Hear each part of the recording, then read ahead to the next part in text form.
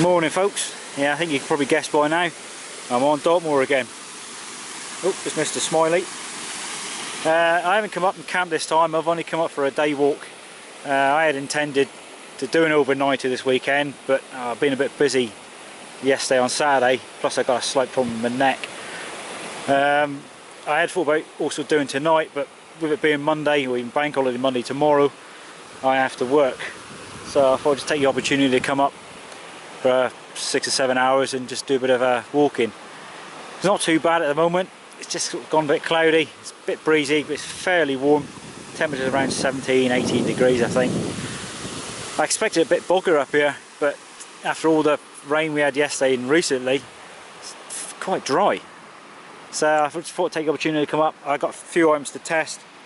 We got a new walking pole, my other one started to go wrong.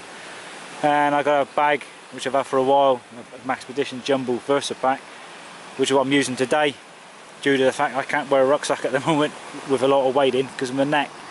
So, right, let's get cracking.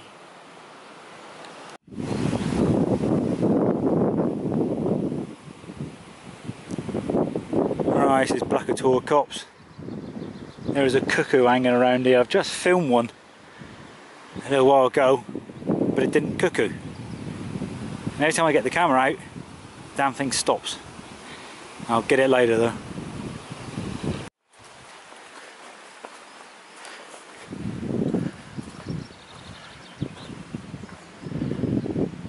That cuckoo is in here somewhere.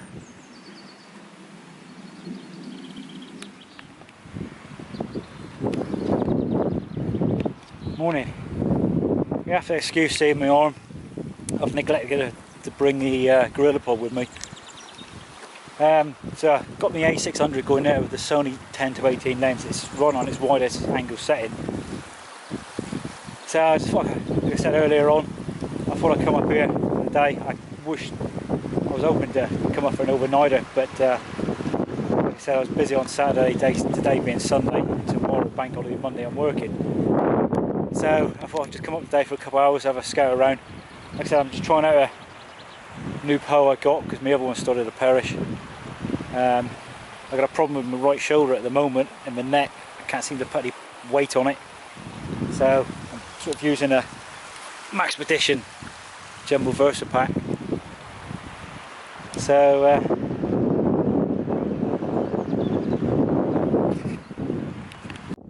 I just had an interesting conversation with a chap. You can probably see him there roughly in the middle of the frame. He was sitting on a rock just down in front and he stopped and asked me if I know where the whereabouts of the crashed plane is.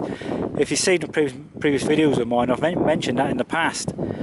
It's at the end of Blackatour Copse and it's up through the West Oakman Valley there. It's just on the edge, just outside of the firing range markers there. So I just explained to him it crashed. He's only about 40 metres away from it. So I just give him a brief history on it and he's off have a look and chuffed his hell. Alright, let's get cracking.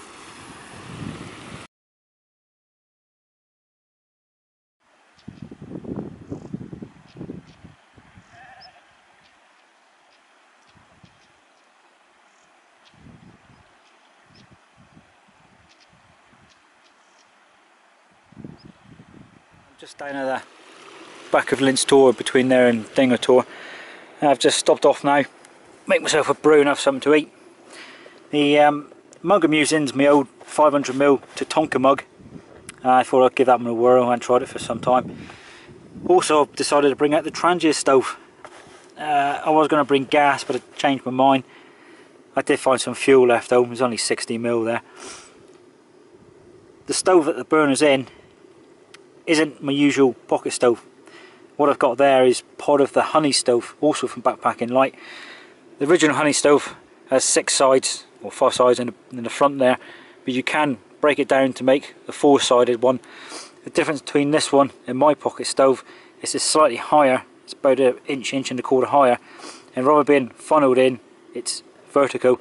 So I've had to use a trivet to keep my mug in, otherwise it will just fall through.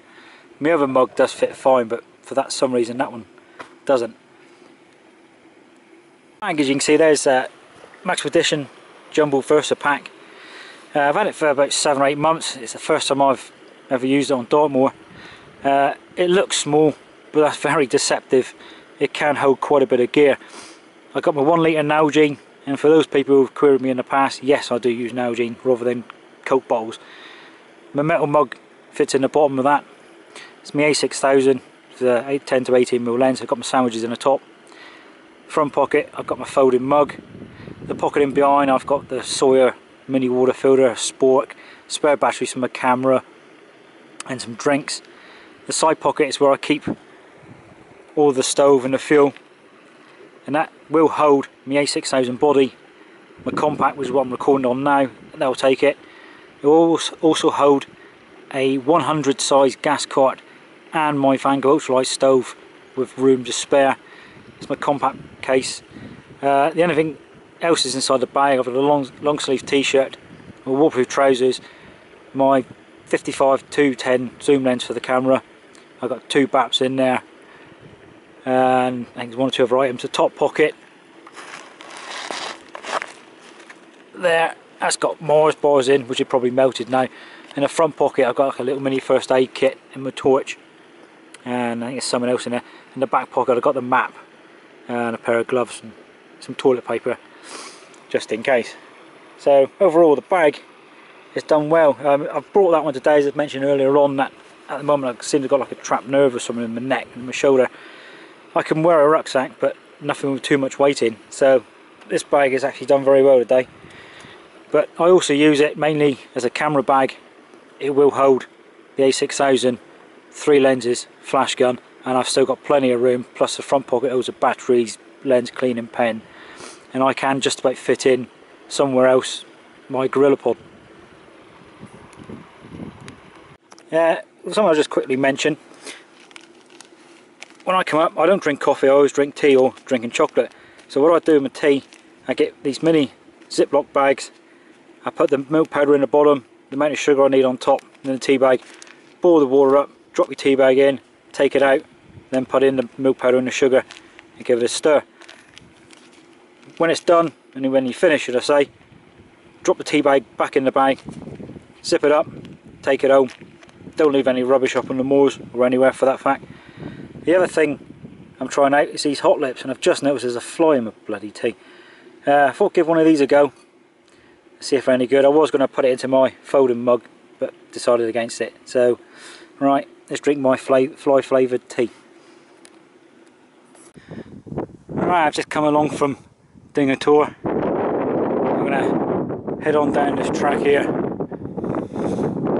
go over that way up to the observation post. I may do Stone Hill, which is just in the background there.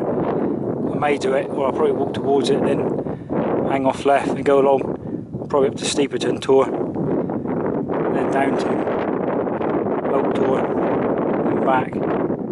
But I've only got just about 3 hours to do all that in, so I think I can do it. Let's get cracking.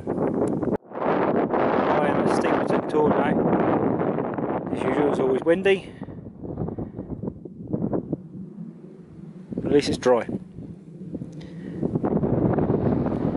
I'm going to head down the track now and go along towards Oak Tor and back. Probably got a good hour.